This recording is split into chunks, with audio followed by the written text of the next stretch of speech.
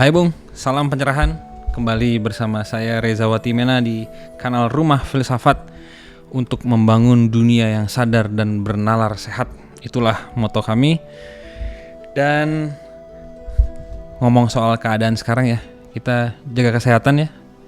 Covid sedang naik, banyak teman-teman saya yang kemarin kena Covid.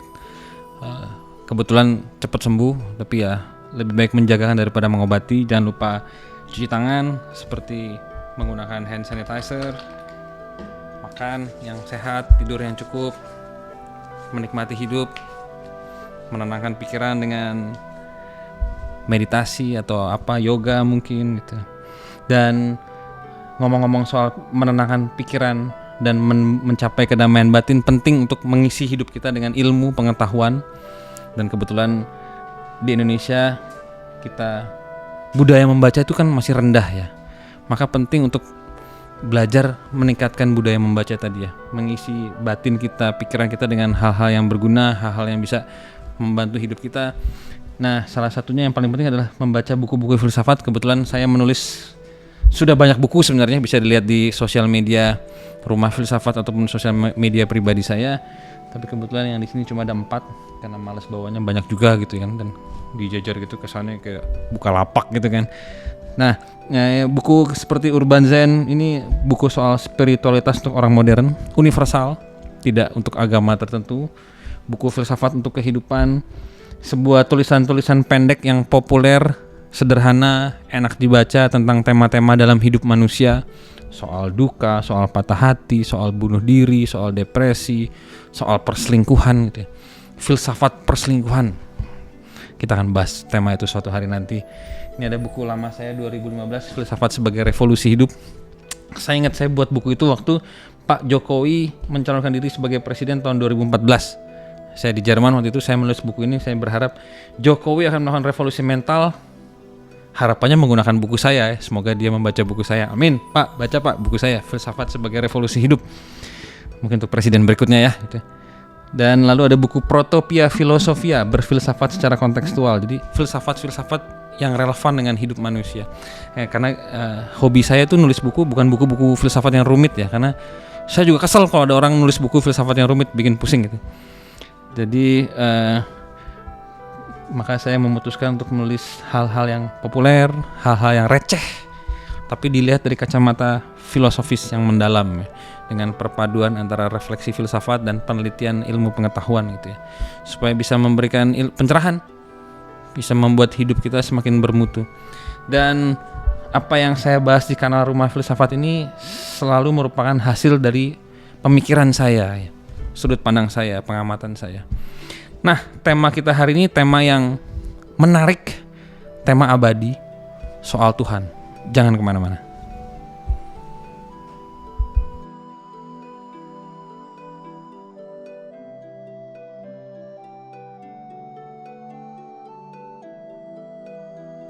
Tuhan.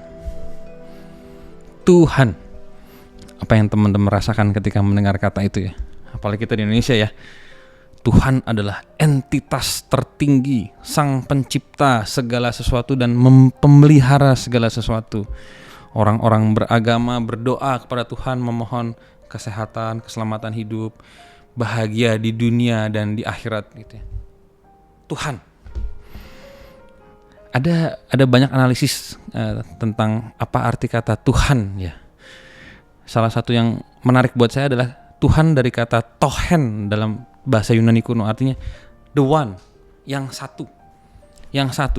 Kalau di tradisi Yunani kuno itu kan ada banyak dewa ya. Ada dewa Poseidon, dewa laut, ada dewa perang, Ares, ada dewa ilmu pengetahuan, Athena, macam-macam. Tapi semua dewa itu berakar kembali pada satu. Sesuatu yang luhur, entitas tertinggi yang disebut sebagai tohen. Kembali ke yang satu, to agaton, yang baik, yang adil, yang indah, dan yang satu. Kembali ke situ semua. Maka kalau boleh jujur ya, jangan-jangan seluruh agama sebenarnya akarnya adalah monoteisme ya. Kembali kepada entitas tertinggi itu. Cuma manifestasinya, bentuknya bisa beragam. Ya variasi ya, karena tergantung dengan kebudayaan. Karena manusia-manusia itu merasakan ya di dalam hatinya, ketika dia melihat alam, dia melihat ke dalam dirinya, dia merasa ada sesuatu yang lebih besar daripada dirinya. Kemudian mereka memberi nama itu Tuhan atau Mahadewa atau Allah atau apapun namanya. Namanya beragam tergantung pada budaya dan bahasa masing-masing. Dari penghayatan itu ya, penghayatan bahwa ada sesuatu yang lebih tinggi, yang lebih besar dari saya. Sebenarnya gampang deh. Teman-teman coba naik gunung. Atau kalau naik gunung kecapean Pak, naik bukit. Kalau nggak naik gedung tinggi lah, naik lift terus naik gedung tinggi lalu melihat segalanya, lihat langit, matahari. Kalau malam ada bulan, ada bintang, ada kota peradaban. Pasti ada sesuatu dalam diri kita yang bilang ada sesuatu yang lebih besar dari kita, dari saya pribadi ya. Dari orang-orang, bahkan dari para presiden yang maha penting itu ya, yang kemarin berkumpul di Bali untuk KTT G20. Ada sesuatu yang lebih besar dari mereka semua. Dan secara intuitif nenek moyang kita mengenali Tuhan di dalam dirinya. Mircea Eliade, salah seorang filsuf, dia menyebutnya sebagai homo religiosus. Manusia itu adalah makhluk yang memang secara alami, secara kodrati itu terarah pada sesuatu yang lebih tinggi, yang transenden itu sesuatu yang melampaui. Dan agama itu didirikan untuk sebagai institusionalisasi Tuhan. Jadi karena saya tadi misalnya saya secara intuitif saya terbuka pada sesuatu yang lebih besar, lalu saya bilang ke teman-teman saya, ada sesuatu yang lebih besar loh dari kita. Teman-teman saya percaya, muncullah pengikut pertama. Lalu kita membuat perkumpulan yang disebut sebagai agama. Jadi kita harus clear ya, agama itu bukan Tuhan. Agama itu adalah organisasi yang mengacu pada satu konsep ketuhanan tertentu. Tergantung pada budaya masing-masing, pada bahasa dan budaya masing-masing, pada kosmologi kalau saya sebut. Kosmologi itu pandangan tentang alam, kosmos. Pandangan kosmologi dunia tertentu. Misalnya, kalau saya lahir di kerajaan Aztec Amerika Tengah, saya merasakan Tuhan di dalam diri saya, Tuhan di dalam alam. Saya bilang ke teman-teman saya percaya, maka saya akan membangun sebuah konsepsi ketuhanan ala Aztec dengan dewa tertentu, dengan gambaran tertentu. Kalau saya lahir di mana lagi? Di Indonesia, di Jawa. Polanya sama. Saya duduk melihat alam dan merasakan Tuhan di dalam diri saya tuh berdenyut gitu ya. Saya bilang ke teman-teman saya percaya, kita bikin agama. Nah, maka rumusannya dalam bahasa Jawa. Gayanya juga gaya Jawa. Sangat tergantung pada kebudayaan masing-masing. Nah, pengalaman tadi ya. Pengalaman melihat ke dalam, menemukan sesuatu yang lebih tinggi, melihat keluar, menemukan sesuatu yang lebih tinggi, itu disebut sebagai pengalaman mistik. Mistik itu bukan berarti santet, pelet, klinik itu ya. Itu bukan mistik, itu transaksi ekonomi dengan menggunakan benda-benda non material kalau saya nyebutnya begitu ya. Jadi bukan. Mistik itu artinya kita mengenali di dalam diri kita ada sesuatu yang lebih besar dari dalam diri kita. Sesuatu yang lebih besar dari ini semua ya, dari ego pribadi saya, dari bangsa saya, bahkan dari spesies yang disebut manusia. Ada sesuatu yang lebih besar dari itu semua.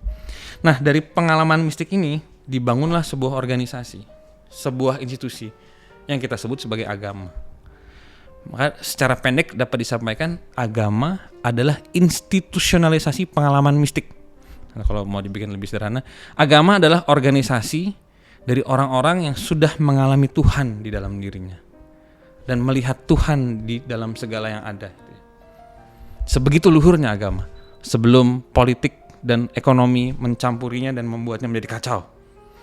Hati-hati ya, di tahun 2023 ini tahun politik nih. Perpecahan dengan menggunakan agama akan sering terjadi. Gesekan-gesekan antar kelompok akan sering dibangun ya, diprovokasi. Jangan terprovokasi. Gunakan pemikiran kritis, rasional, akal sehat dan nurani yang jernih ya. Makanya kita harus belajar filsafat, ikuti kami di Rumah Filsafat. Nah, coba kita sedikit mengunjungi ya konsep-konsep Tuhan di dalam sejarah. Konsep-konsep Tuhan di dalam berbagai kebudayaan. Ingat, Tuhan itu entitas tertinggi, dia tidak punya nama sebenarnya. Kita yang menamainya dengan bahasa kita. Dan bahasa itu kan dari budaya. Tadi, kalau orang Jawa menghayati Tuhannya, dia kan menggunakan bahasa Jawa. Kalau orang Jepang menghayati Tuhannya, dia kan menggunakan bahasa Jepang. Karena nggak ada bahasa lain, dia taunya bahasa Jepang, dia taunya bahasa Jawa. Maka Tuhan itu sebenarnya tidak bernama. Kita manusia dengan keterbatasan akal budi kita, konsep kita, budaya kita kemudian menamainya. Ada banyak bentuk ya. Saya melihatnya ada setidaknya ada 4 atau ada 5 cara manusia memandang Tuhan. Sekali lagi ya, ini saya perlu tekankan, Tuhan bukan agama, agama bukan Tuhan. Jangan menuhankan agama. Yang terjadi sekarang kan kita melihat agama sebagai Tuhan. Kita tidak menyembah Tuhan, kita menyembah agama. Nah itu berbahaya. Itu yang bikin kita banyak konflik, banyak bingung, banyak intoleransi, diskriminasi, bahkan terorisme gitu ya. Karena kita menuhankan agama, apalagi menuhankan ajaran yang berbau kekerasan atau memperbolehkan atau menginspirasi kekerasan. Oke, di sini kita melihat konsep pertama bahwa teologi adalah kosmologi. Teologi sebagai kosmologi. Teologi adalah ilmu tentang Tuhan. Theos Tuhan, logos ilmu atau kajian tentang Tuhan, teologi. Setiap agama punya kajian teologinya masing-masing. Di Indonesia kita mengenal teologi Islam, teologi Kristen, teologi Katolik, teologi Buddhis, teologi Hindu gitu. Jadi kajian tentang ketuhanan di dalam tradisi agama tertentu. Tapi teologi tidak bisa dilepaskan dari kosmologi. Kosmologi adalah kajian tentang alam, tentang kosmos. Karena kehadiran Tuhan dan kehadiran alam itu selalu sesuatu yang sangat terkait ya. Ada yang bilang alam adalah Tuhan, Tuhan adalah alam, panteisme misalnya dalam filsafat.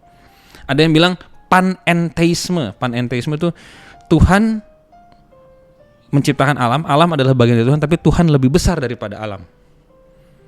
Macam-macam alirannya, kita akan coba bahas satu persatu. Mari kita naik pesawat filosofis, kita pergi ke India. Kita lihat bagaimana tradisi India memahami Tuhan mereka ya. Kalau ini disebut sebagai kosmologi peran, saya nyebutnya kosmologi tarian dan peran di dalam tradisi berpikir India. Intinya begini, kalau kita lihat kosmologi dan teologi India, setiap manusia, setiap makhluk hidup itu punya perannya masing-masing, punya naskah yang harus dia perankan. Saya jadi ingat lagunya God Bless ya. Dunia ini panggung sandiwara, kita semua punya peran yang mesti kita jalankan. Saya kebetulan memainkan peran sebagai Reza Watimena. Di sini ada teman saya sedang memainkan peran sebagai manajer dan manajer studio dan manajer keuangan kan nih Bung gitu ya. Teman-teman mungkin yang mendengarkan podcast ada yang memainkan peran sebagai ibu rumah tangga, pebisnis, politisi, polisi, tentara, macam-macam dah, mahasiswa. Ada yang memainkan peran sebagai pria, ada yang memainkan peran sebagai wanita, ada yang bermain peran sebagai pria yang kewanita-wanitaan atau wanita yang kepria-priaan. Kita semua punya peran dan peran itu tidak ada habisnya. Ada yang jadi dokter, ada yang jadi perawat, ada yang jadi pasien, ada yang jadi koruptor, ada yang jadi teroris. Peran itu nggak selalu hanya peran-peran baik ya. Ada peran-peran yang dianggap ilegal. Ada yang jadi pelacur, teroris tadi udah saya sebut, ada yang jadi pelakor, perebut laki orang, atau pebinor, perebut bini orang. Ini semua peran-peran yang kita mainkan. Tapi di dalam kosmologi India, ini hanya peran, ini tidak real. Kita ini lagi acting. Saya lagi acting ngoceh-ngoceh jadi Reza Watimena bikin podcast. Ini 2 teman saya lagi acting, yang satu megang kamera, yang satu megang handphone ngontak pacarnya gitu, karena udah lama gak ketemu ya. Atau jomblo nih bro ya, Jonas ya, jomblongan gitu.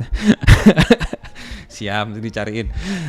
Nah, teman saya lagi berperan sebagai Jonas, yang satu berperan sebagai Jo nggak ngenes ya, jomblo tapi nggak ngenes gitu. Peran ini semua peran-perannya ini semua tidak real. Kalau teman-teman di tradisi filsafat Hindu bilangnya maya, bukan Luna Maya, maya. Maya itu artinya seolah-olah nyata tapi tidak nyata, seolah-olah ada tapi tidak ada. Seperti asap, kelihatannya tebal, dipegang nggak ada. Seperti awan, wih awan indah naik pesawat nggak ada apa-apa. Seperti apa lagi? Seperti fata morgana. Kalau kita di padang gurun tuh kadang-kadang melihat sesuatu, wah ada oasenya, ada mata air, ternyata nggak ada gitu. Ada cewek cantik, ternyata nggak ada gitu. Ada cowok ganteng, ternyata nggak ada. Fata morgana. Maka semua ini sebenarnya semu, maya. Di balik peran ini, di balik peran-peran yang kita jalanin, ada satu entitas yang disebut sebagai Atman ya, jiwa semesta, atau Atman adalah Brahman itu. Sekali lagi, ini nama yang dibuat di dalam bahasa Sanskrit di tradisi India. namanya Atman tapi sebenarnya dia tidak punya nama. Di balik peran-peran kita nih, di balik teman saya si Jonas dan yang nggak Jonas, di balik saya, di balik teman-teman sekalian, di balik semua peran itu ada sesuatu yang abadi. Tidak pernah lahir, tidak pernah mati. Dia pernah ada, sekarang ada dan akan selalu ada. Dia adalah Tohen yang satu ini, the one ini. Itu adalah yang real. Yang sungguh-sungguh real hanyalah ini, kesadaran semesta, Atman yang ada di balik peran kita. Yang nggak real apa? Ya kita ini sedang bersandiwara semua nih, acting aja. Nanti kalau kita mati, kita bangun, ternyata sudah cut, actionnya sudah kelar gitu ya. Episodenya sudah habis. Nah, habis itu mau main episode apa lagi nih? Reinkarnasi. Atau enggak, gue capek, udah gue mau jadi Atman dulu aja. Ya itu tenang-tenang aja sebagai energi semesta gitu. Bosen, mainkan lagi, ambil peran lagi. Maka seluruh kosmologi India adalah kosmologi tarian dan peran. Kita nih sedang menari-nari dengan peran kita. Makanya jangan terlalu serius. Santai aja bro sis. Ini semua cuma acting. Ada yang acting jadi koruptor, jadi pebinor, pelakor. Ada yang jadi Jonas, ada yang jadi orang-orang kesepian, ada yang jadi pelacur. Ini semua acting, santai aja. Jalanin aja. Toh ini juga gak real. Makanya salah satu keutamaan di dalam tradisi India adalah playfulness. Playfulness tuh bahasa Indonesia mungkin bermain-main ya, tapi mungkin bukan bermain, tapi dibawa enteng aja. Ini cuma peran, nanti juga mati. Mau perannya apa? Mau jadi jenderal bintang 6. Ada gak sih bintang 6? Gak ada kayaknya. Mentok bintang 4 kalau gak salah. Jenderal bintang 4. Gak usah terlalu heboh. Cuma peran. Kita semua mati jadi bangkai dan kita kembali ke sesuatu yang abadi tadi itu sendiri gitu. Ini cara berpikir tradisi kosmologi India. Sangat menarik ya. Jadi kita semua dalam tanda kutip kita semua adalah Tuhan. Saya, teman-teman, 2 teman Jonas saya ini gitu ya. Jonas nggak sih lu nggak ya?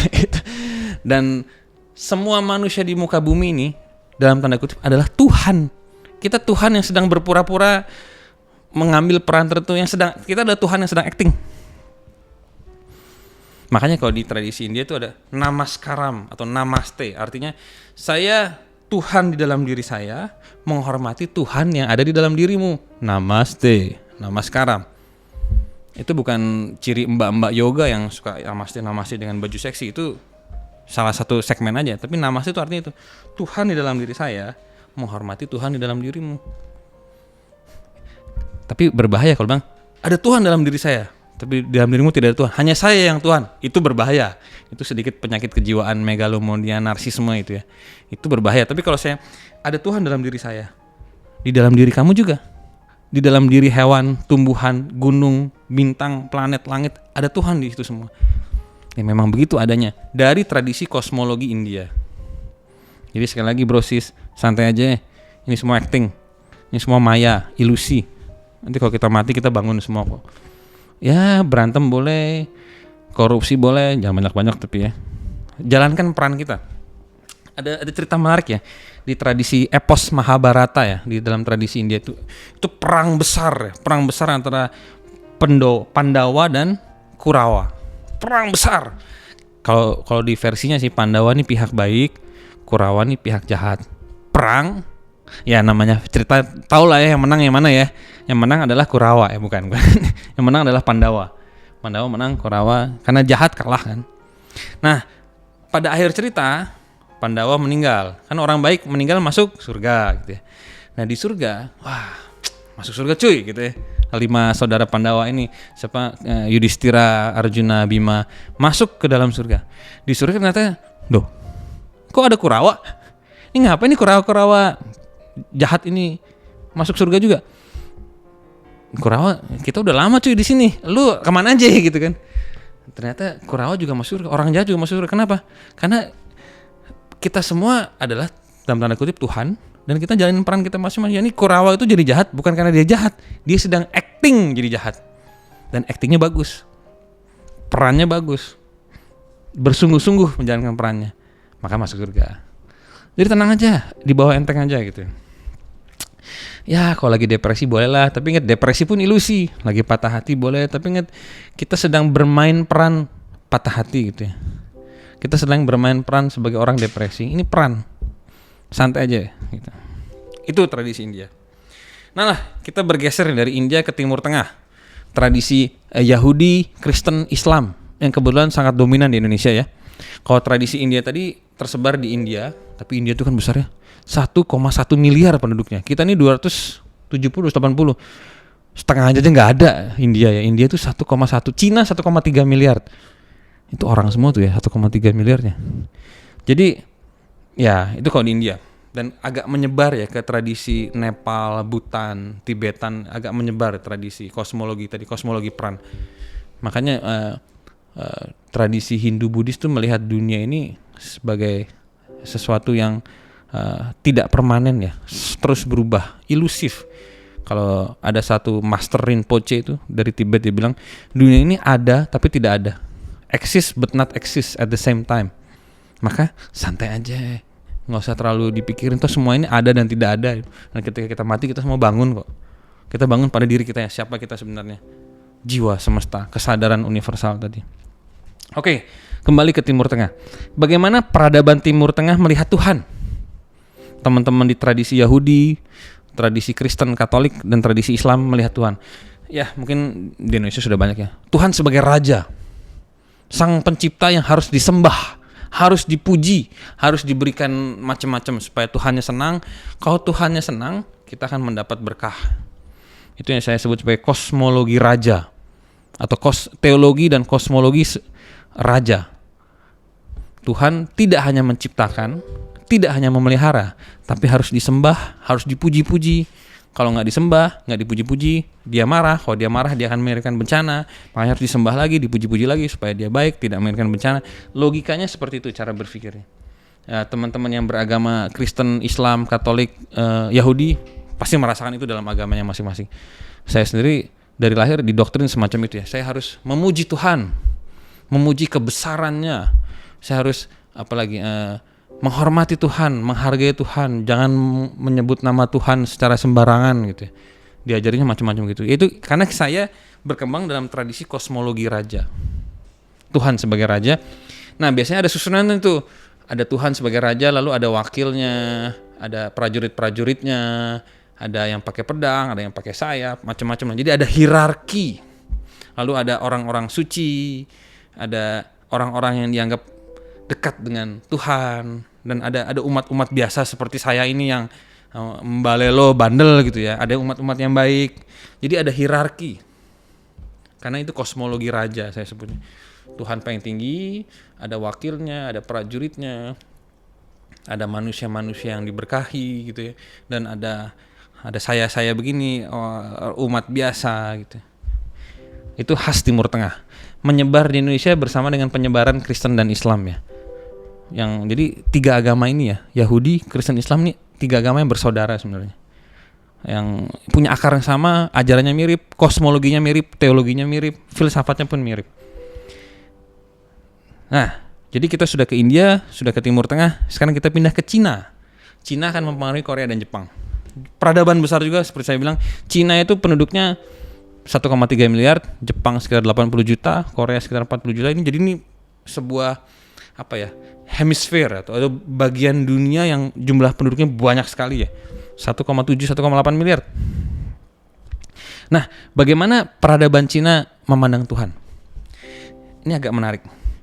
Kalau saya menyebutnya sebagai kosmologi mengalir atau kosmologi perubahan. Peradaban Cina tidak melihat adanya satu sosok Tuhan yang konkret ya.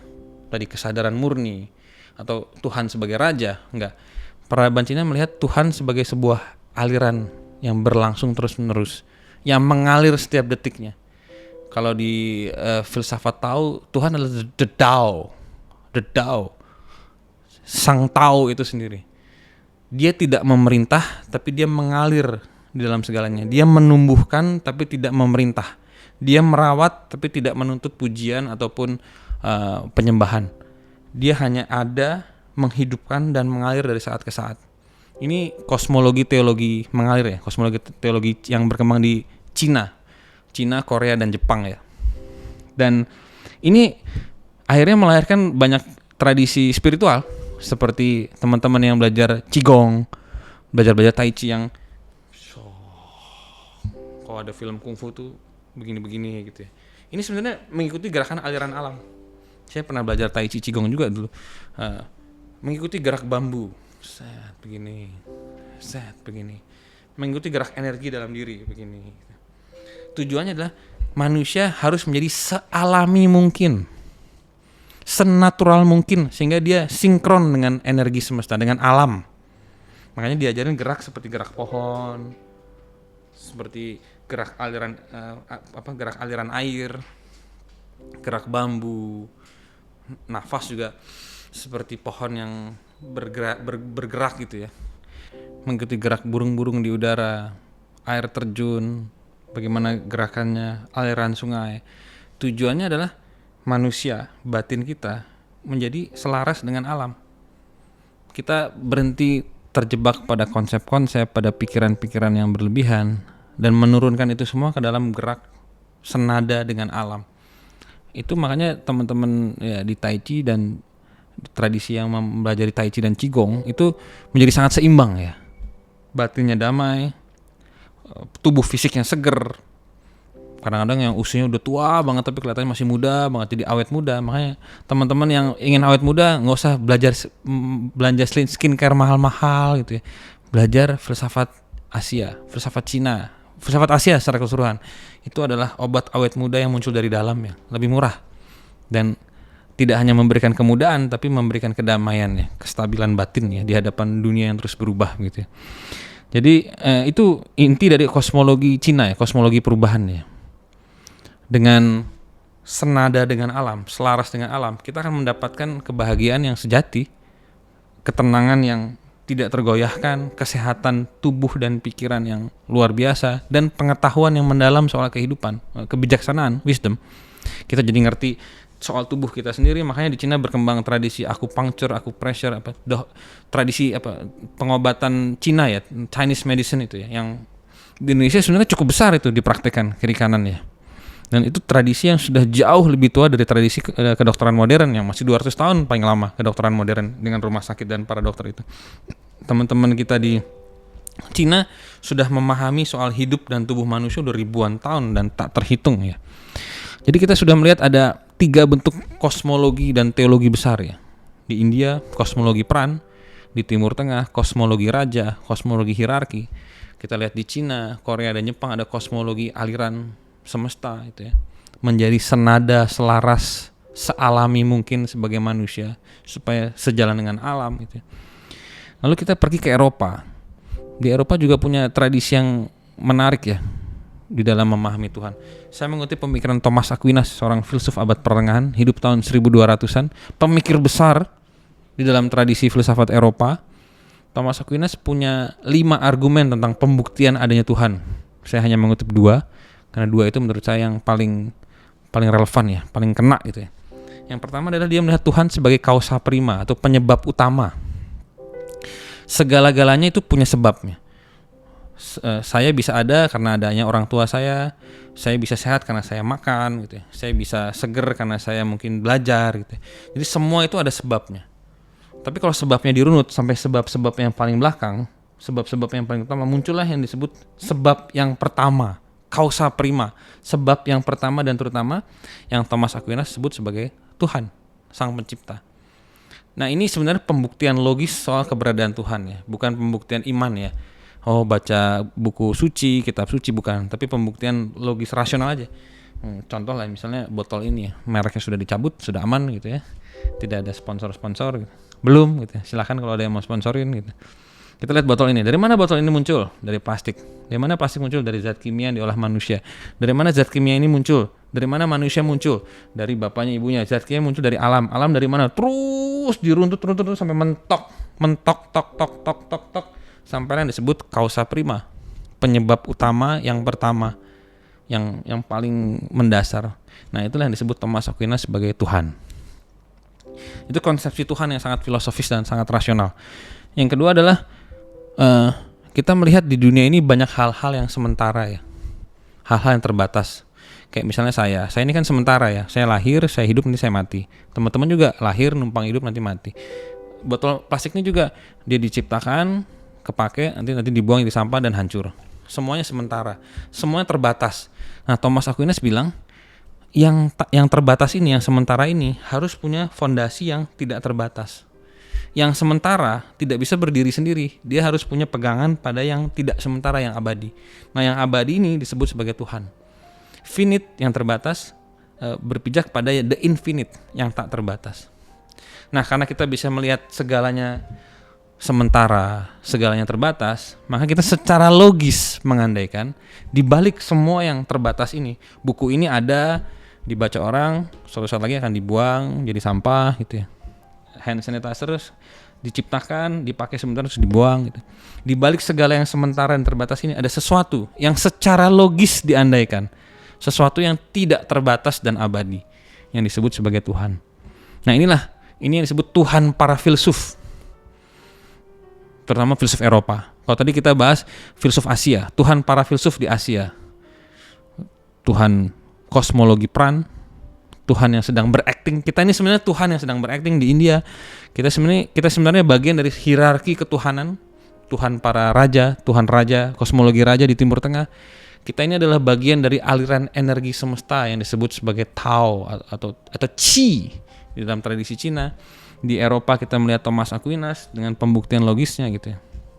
Nah, pertanyaan berikutnya, bagaimana dengan para ilmuwan modern? Para fisikawan, ahli biologi, ahli kimia ini memandang Tuhan? Gampang, mereka melihat Tuhan sebagai energi. Energi itu abadi, dia tidak bisa dimusnahkan, dia hanya berubah bentuknya. Kita ini energi, teman-teman energi, saya energi, ini adalah sebentuk energi. Ada energi wifi di sini, ada energi listrik, ada energi gravitasi, semuanya adalah energi. Energi yang terus berubah, tapi dia selalu ada. Tidak pernah lahir, tidak pernah musnah. Pernah ada dan akan selalu ada. Kaum ilmuwan tidak bilang bahwa ini adalah Tuhan religius, dia bilang ini adalah sesuatu yang natural, yang ada di alam, bagian dari ilmu pengetahuan alam. Energi itu kan bentuknya macam-macam, tidak terlihat. Siapa yang pernah lihat listrik? Nggak ada, tapi kita bisa nyalain lampu. Siapa yang pernah lihat wifi? Itu juga sebentuk energi, gelombang radio, sinar. Kita nggak pernah lihat cahaya, tapi kita melihat efeknya. Kita melihat efek dari cahaya, tapi kita tidak pernah melihat cahaya. Jadi ada beragam konsep Tuhan di dalam sejarah manusia, di dalam peradaban. Pertanyaan berikutnya, lalu apa yang bisa kita pelajari dari itu semua? Kalau saya, sekali lagi ini pendapat saya ya, boleh tidak setuju, boleh berargumen, boleh mengkritik, kita diskusi di kolom chat, atau mungkin nanti kalau ada yang benar-benar semangat tidak setuju, kita bisa undang ke studio untuk benar-benar kita gali lebih dalam gitu ya. Kalau saya pribadi, setelah mempelajari berbagai konsepsi Tuhan ya di dalam berbagai tradisi, saya belum menyentuh tradisi Afrika ya, belum menyentuh tradisi Amerika Latin, Amerika Selatan dan Amerika Utara, saya belum menyentuh tradisi pemikiran aborigin soal Tuhan. Mungkin ada sedikit perbedaan, ada sedikit kesamaan. Suatu saat nanti ya kita akan bahas Tuhan di dalam tradisi aborigin misalnya. Ada yang tertarik nggak? Kita lihat nanti deh. Nah, apa gunanya belajar semua ini? Apakah cuma olah intelektual semata, olahraga otak semata? Enggak. Kita jadi semakin bijak. Kita jadi bertuhan, beragama dengan santai. Karena kita sadar agama Tuhan tuh rumusannya macam-macam. Tidak ada yang lebih tinggi, tidak ada yang lebih rendah. Tergantung kamu lahir di mana. Kalau kamu lahir di Cina, kemungkinan besar kamu akan menganut kosmologi Tao. Kalau kamu lahir di India, kemungkinan kamu akan menganut kosmologi Pran. Jadi itu bukan sesuatu yang perlu diperbandingkan, tapi sesuatu yang perlu dinikmati ya. Banyak sekali yang bisa dipelajari dan semuanya bisa memperkaya hidup kita. Semakin bijak, semakin rendah hati gitu ya. Kunci belajar filsafat itu kan sebenarnya bukan menganut aliran tertentu ya, lalu jadi fanatik. Itu bukan belajar filsafat, itu kena cuci otak biasanya tuh. Wah, saya pecinta aliran A, lalu saya sembah gila-gilaan. Saya pernah nganut aliran B, saya sembah. Itu bukan belajar filsafat. Itu dicuci otak, itu korban cuci otak. Belajar filsafat itu adalah kita menikmati semua pemahaman tanpa jatuh pada satu. Kita melihat bahwa hidup ini adalah sebuah petualangan intelektual dan petualangan spiritual. Ketika menikmati semuanya tanpa harus fanatik pada satu aliran. Silakan punya favorit, saya juga punya aliran favorit saya. Tapi saya juga terbuka pada aliran lain, makanya saya belajar macam-macam. Tidak hanya filsafat, saya belajar macam-macam agama gitu. Saya belajar macam-macam teologi, kosmologi, sains, ilmu pengetahuan, astrofisika, neuroscience, saya juga belajar semuanya dan saya menikmati itu semua. Tanpa harus memilih satu dan jadi fanatik lalu apalagi dibela dengan kekerasan gitu ya, dipaksakan ke orang lain dengan kekerasan, itu yang jadi masalah nanti. Itu urusannya kriminal itu nanti, ekstremis radikalis. Jadi apa yang bisa kita pelajari dari pemaparan ini adalah marilah kita bertuhan dengan santai, bertuhan dengan bijak, bertuhan dengan bahagia, bertuhan dengan menyenangkan gitu ya, menikmati semuanya, kekayaan peradaban tanpa harus menjadi fanatik dan membela mati-matian satu aliran dan bahkan memaksakan dengan kekerasan kepercayaan kita. Itu yang bikin berantem gitu ya, yang bikin konflik, bikin perang gitu. Lalu kita pun sekali lagi ya, ini saya tekankan, melihat hidup kita yang pendek ini ya, di alam semesta ini, peran yang kita jalankan ini sebagai sebuah petualangan. Ya, kira-kira itu refleksi filsafat tentang Tuhan dalam diskusi hari ini. Jangan lupa ikuti media sosial kami di Instagram, di TikTok. Jangan lupa like, follow, dan subscribe kami di YouTube. Bantu kami, dukung kami, teman-teman ini yang punya niat baik dan semangat membara ya, untuk menyebarkan pencerahan di Indonesia supaya bangsa kita bisa lebih cerdas, bisa lebih membangun peradaban yang lebih adil dan lebih makmur. Salam pencerahan, sampai jumpa di edisi selanjutnya.